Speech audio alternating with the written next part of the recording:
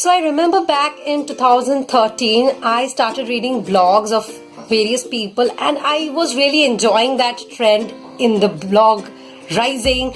But now I do not really find a lot of good blogs. In case you know some good blogs, then please let me know. But actually I do not find any more good blogs nowadays. In blogs, people used to write stories and day-to-day happenings, and they were mostly humorous, and that's why I loved the blogs so much.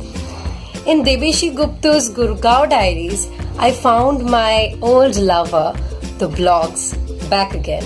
This book was one hell of a funny read. I love this book so much that I think everybody should read this book. Now, generally, I hope you guys know that I do not really read a lot of comedy books. But this book was comic, but in some part it was also serious.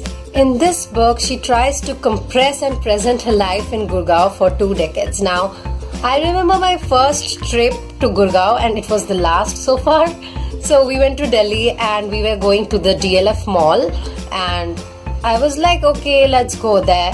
Now when we went there, I was looking for food, and everywhere I went, food cost like 500 to 600 just for a light snack.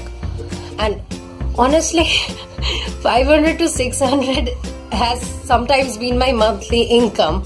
So I was like, okay, no, I don't want to eat anything. Finally, I settled for coffee or tea. I do not really remember. And that was close to 200 rupees. And I was like, okay, Gurgaon is so expensive. I cannot live here.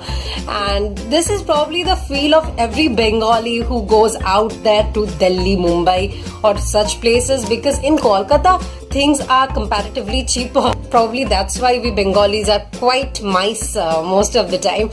So yeah, that happens. Now, when I picked up Gurgaon Diaries, I was just thinking that what happened to this woman who's living there for 20 years. If I had to live in such an expensive place for 20 years, I would probably lose my sanity.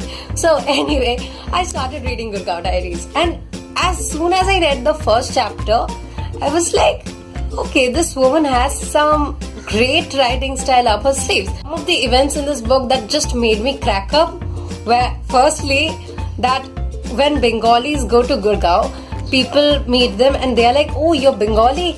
My maid is also Bengali. And that's because most of the maids in Gurgaon are Bengali. There's this ego clash between the maids and the ladies, because the maids want to get a status like them, and that's so true. Like, okay, I know that from my real life right in Kolkata too, and that just happens. And these are the things that I love because they are so close to my real life. It's no exaggerated version, it's just the blatant truth. There are these women who are just continuously poking you in a queue, and that just happens all the time I go to a supermarket. So yeah, I can relate. I related on so many levels that I was like, okay, this book is probably one of the best comedy books that I've ever read. Now, I call this book a comedy book because most of it is comic, but not all of it. There are some serious issues that have been put forth. First of all, working from home in the society, in the Indian society basically, working from home does not really count as working. And I know that's so true because nowadays I am working more, but whenever I tell my mother that, Mom, I'm busy, I'm working, she's like, what's your work? So yeah, she does not really understand, and I just accept that. Secondly, the topic of young girls being sexually abused by old men, and this is such a serious topic that's rising in the country right now. I think that truth, comedy and satire books like this, these things should and need to be attacked. I love Debeshi Gooptu's writing style. The chapters are only 3 to 4 pages long, and each are so funny that I just can't stop rereading this book again and again when I am down because it's so damn funny.